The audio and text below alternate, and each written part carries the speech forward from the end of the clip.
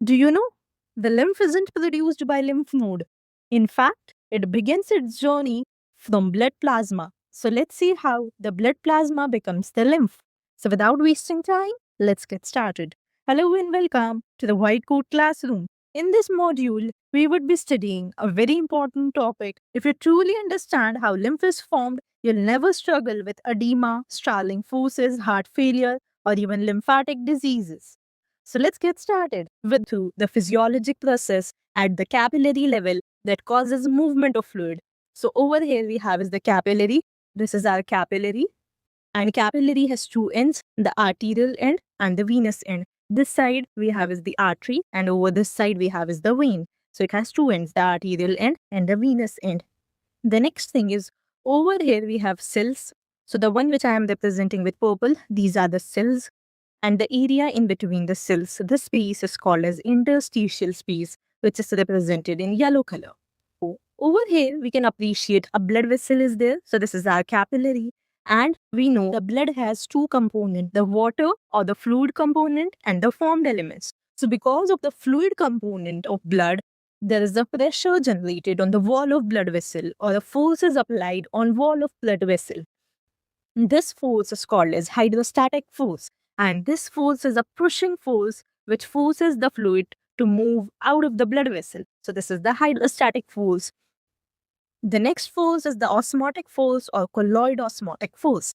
This is because of the formed elements. So inside our blood vessel, we have fluid component and the formed elements. And in the formed elements, we have proteins, we have various molecules. So the most important protein over here is the albumin protein. Because of the albumin protein, there is osmotic force or osmotic pressure. So suppose here we have is an albumin protein molecule. So the property of albumin protein is it attracts the water molecules in its vicinity. So it tries to pull the water molecules towards itself, because of which it does not let water to go out of the blood vessel. So it prevents the outward movement of fluid. Subsequently, this is a pulling force. So we have two forces, the hydrostatic force, which is a pushing force, and the colloid osmotic force, which is a pulling force. Now let's see the net effect of both these forces. So over here, we can appreciate we have capillary.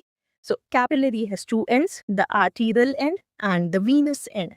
As we know, the arterial side of blood vessel is a high pressure vessel because the fluid is pushed by a pump that is none other than our heart. So over the arterial end, we have high pressure, and because of that high pressure, there is more hydrostatic force.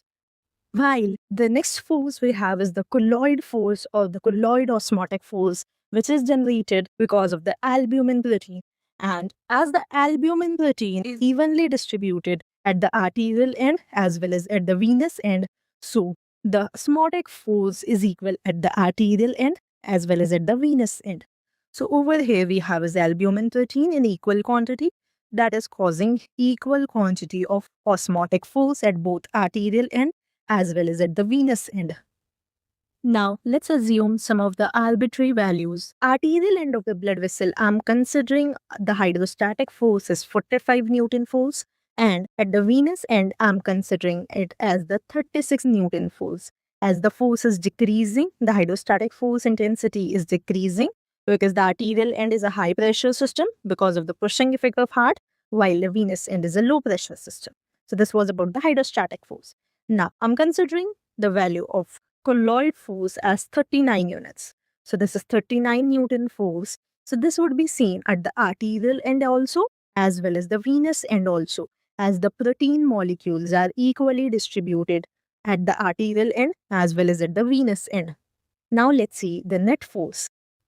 At the arterial end, we can appreciate the hydrostatic force is a bigger force. So the net force here comes out to be 6 Newton force and in the direction of hydrostatic force. So the fluid will be leaking out of the blood vessel from the arterial end. Now let's appreciate at the venous end. At the venous end, we can appreciate this is 39 units and this is 36 Newton force. So over here, we can appreciate 3 Newton force.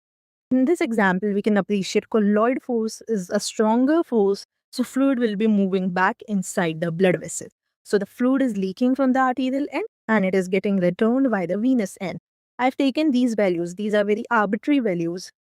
Majority of fluid is returned back at the venous end, but a small quantity of fluid still remains in the interstitial space. So this fluid is called as lymphatic fluid. This fluid is now returned to the venous end of blood vessel via lymphatics, which are nothing but the vessels of lymphatic system.